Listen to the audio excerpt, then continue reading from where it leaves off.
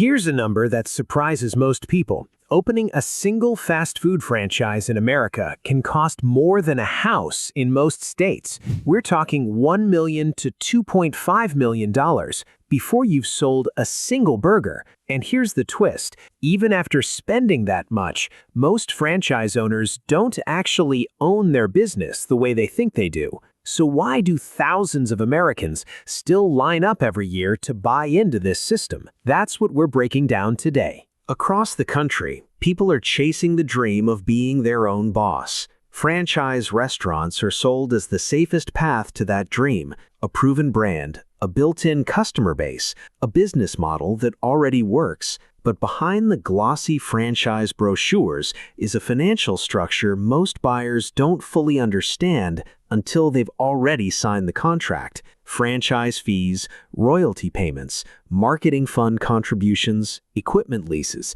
The costs stack up in ways that aren't obvious at first glance, and they can quietly eat into profits for years. If you've ever daydreamed about owning a restaurant, a coffee shop, or a fast food location, this affects you directly. Franchising is one of the most common ways Americans try to build wealth outside a traditional paycheck. But the difference between a franchise that makes someone financially independent and one that quietly drains their savings often comes down to understanding the economics before writing the check, not after. Franchising as a business model exploded in America after World War II, when returning veterans needed job opportunities, and companies like McDonald's realized they could grow faster by letting individual owners run locations instead of building every store themselves. It was a win-win on paper. The company expanded without spending its own capital, and the owner got access to a name customers already trusted.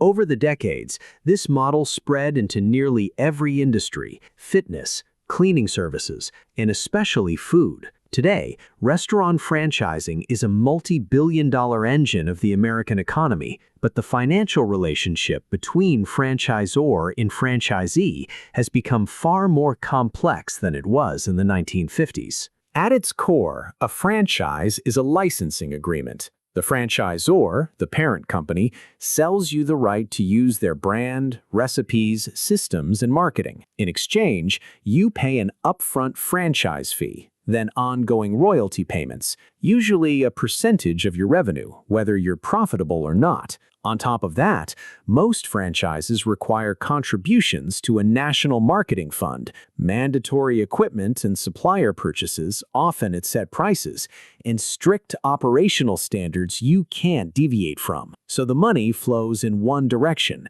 Sales come in from customers, but a slice of every sale flows back out to the franchisor before you ever touch your own paycheck. According to franchise disclosure documents that companies are required to file, initial investment costs for well-known restaurant brands frequently range from $300,000 for smaller quick-service concepts to well over $2 million for full-service restaurants with real estate included. Royalty fees typically fall between 4% and 8% of gross sales, and marketing fund contributions often add another 2 to 4% on top of that. According to the Small Business Administration, a significant share of small businesses face financial strain in their early years, and franchise restaurants are not immune to that pressure. Exact data on the franchise failure rate should be checked against the most recent SBA or International Franchise Association reports,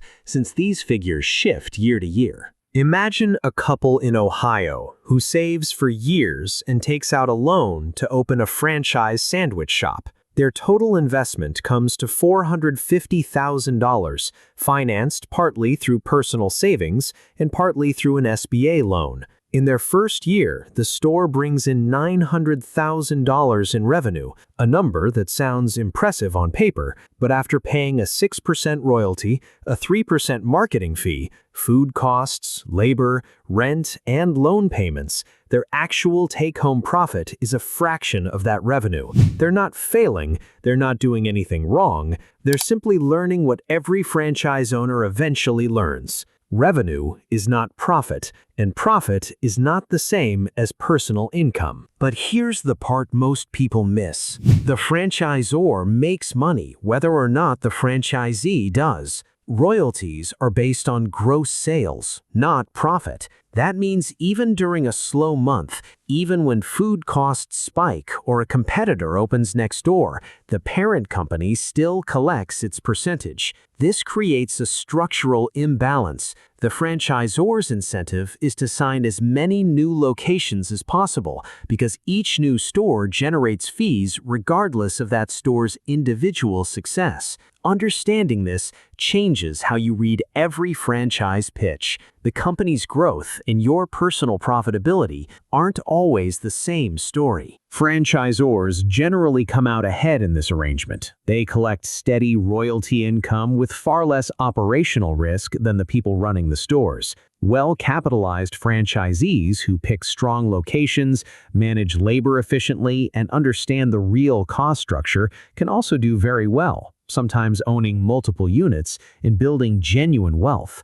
On the other side, undercapitalized owners who underestimate startup costs or who buy into oversaturated markets often struggle the most, sometimes taking on significant debt for a business that barely breaks even. This isn't universal, but it's a pattern that shows up across the industry. Scenario A. If labor and food costs continue rising the way they have in recent years, franchise profit margins could stay thin, pushing more owners to rely on multi-unit ownership just to make the model work financially.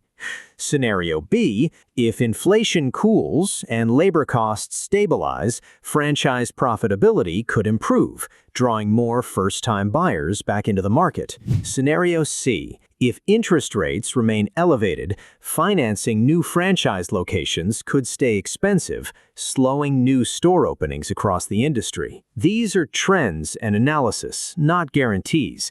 The actual outcome depends on factors like Federal Reserve policy and consumer spending that are impossible to predict with certainty. If you're considering a franchise, start by reading the franchise disclosure document line by line, especially the section listing average earnings of existing franchisees, not just the marketing materials. Talk directly to current owners, not ones hand-picked by the franchisor. Build a realistic budget that includes working capital for at least the first year, not just the initial franchise fee. Compare royalty and marketing fund percentages across multiple brands before committing to one. And critically, avoid stretching your entire savings or retirement fund into a single location. Diversification matters in business ownership just as much as it does in investing. Owning a commercial airport isn't the guaranteed path to freedom it's often marketed as. And it isn't a trap either. It's a business with real numbers, real risk, and a financial structure that rewards those who understand it before they sign anything. Because building wealth in America isn't just about picking the right brand name. It's about understanding exactly where your money goes every time a customer swipes their card. If you want more clear, data-driven breakdowns of how America's economy affects your money, subscribe.